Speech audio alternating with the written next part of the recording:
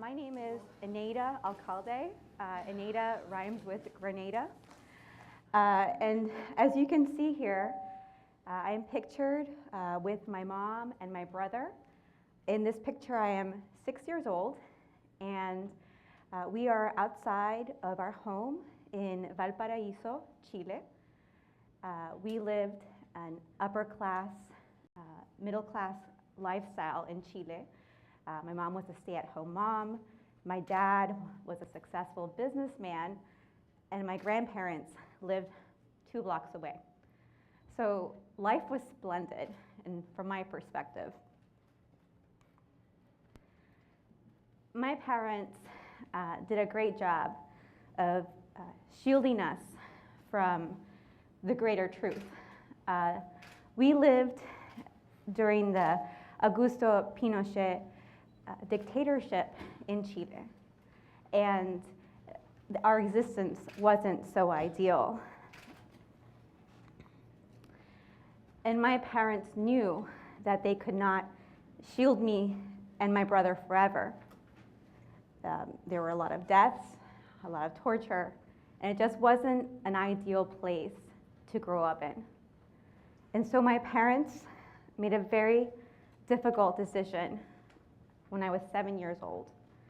And they decided that we would move to the United States, leaving everything behind, because they wanted to provide my brother and I a better life and filled with opportunity and hope and freedom. And so in 1986, we arrived in New York City, the land of freedom and opportunity, and I was so excited because the US represented so many wonderful things. I didn't know at that point of my life that I was participating in a tradition that was so very much a part of the United States. Countless others had come through New York City and other airports in this country for a better life as immigrants. And so I was excited because the US was the land of Madonna, with her cool hair and spunky outfits, and movies, Disney World, and Mickey Mouse. Mickey Mouse, very important. I didn't realize the challenges I would face as an immigrant, which we did, as many others, but these struggles made me a stronger person, and it allowed me to learn how to persevere through adversity. Years later, I achieved the American dream, like many others. I went to Penn State University, I graduated. I went and served my adopted country, the United States, through Peace Corps. I am now the executive director of a local nonprofit called Edu-Futuro. In Spanish, that's Educación para Nuestro Futuro. In English, Education for Our Future. And through this position, I've had the opportunity to understand the immigrant experience beyond my own. Edu-Futuro empowers immigrants through education and leadership development. That means that we work with children to ensure they have strong language skills in their native language in English. We work with their parents so that they develop their English ability and so that they understand the school system and their rights and responsibilities. And we work with youth to ensure that they are prepared to go to college and also be leaders in college. Through this work, I have come to know many families and youth who are working together for our future. Well, our youth will likely be the first in their family to attend college in the United States. It includes students like Marisela. Marisela is a junior at Washington Lee High School. She was born in the US, but her parents immigrated here from El Salvador. They never had the chance to pursue a higher education, but she will. She's an honors student. She's studying an International Baccalaureate program, and she aspires to pursue a medical career once she goes to college. My work also includes students like Ambar. Ambar made history a few months ago. She was one of 5 undocumented individuals who attended the President's State of the Union address. Despite her struggles, Ambar is going to college. She's studying business, and as you can see, she has a very positive spirit. But beyond our stories, there are interesting statistics that indicate the value that we bring to the US. Between 1990 and 2005, immigrants started one of 4 companies, employing more than 200,000 workers.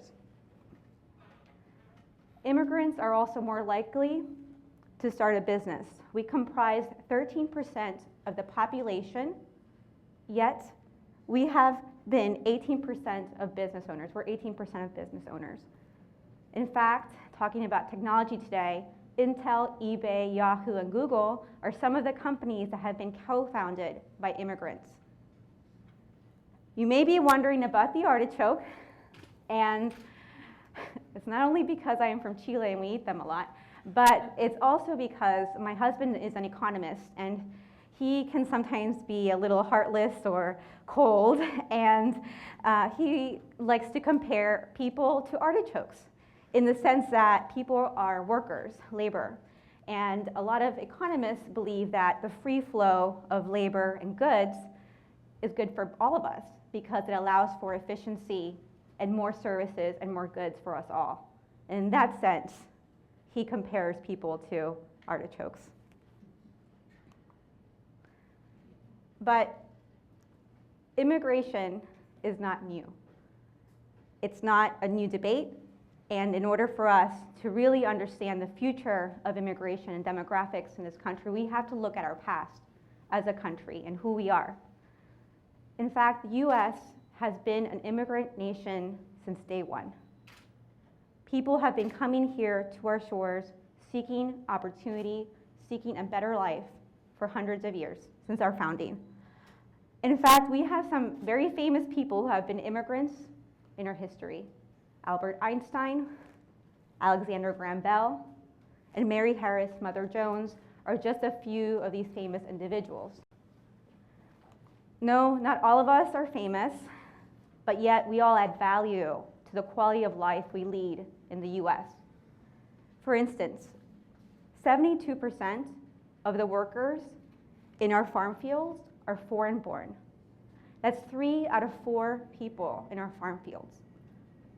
Furthermore, they are supporting the $28 billion fruit and vegetable industry in this country. The next time you eat dinner, think about where your vegetables and your fruit are coming from and who is picking this for you and the conditions in which they're willing to work for the meager wage that they earn. So what will happen in 2050? What will our future hold when it comes to immigration and the demographics of this country? Will we honor our legacy as a country of immigrants? Yes. I see 2 words in our future: diversity and youthfulness. In 2050, we will have 100 million more people, approximately, living in the US. The minority population will exceed 50%, and the US 15 to 64 age group will grow to 42%, whereas in other advanced countries, it will decline. We have 10% in China decline, we have 25% Europe, 30% in South Korea, and 40% in Japan. Why is it the 15 to 64 age group important? It's our labor force. We're not at risk compared to other countries that might have stricter immigration policies or different histories with immigration because of our immigration legacy.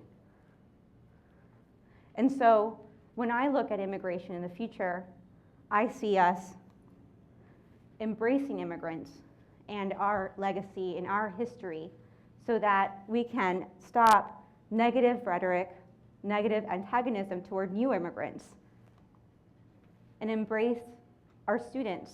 For example, Ozzy, who has come here from Mexico because we need him to graduate from high school. We would love for him to go to college, and so that he can be a productive member of our society.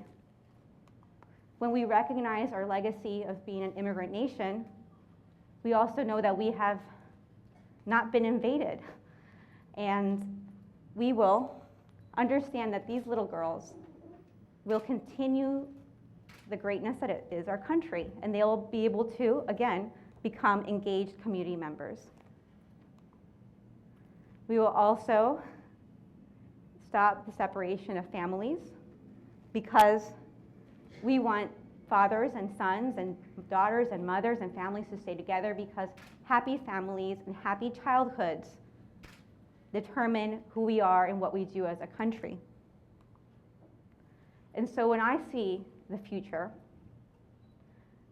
this is what I see. Our country will continue to be strong.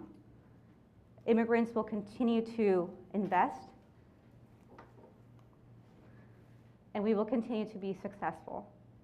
So next time you hear the immigration debate that is so much in the news right now, and perhaps some very emotional arguments, I would love for you to remember that we are a nation of immigrants. We have always been. This is nothing new. It's something that makes us unique. It makes us special. And in the future, I hope that we can honor our legacy so we can continue to be a great pioneering country. Thank you.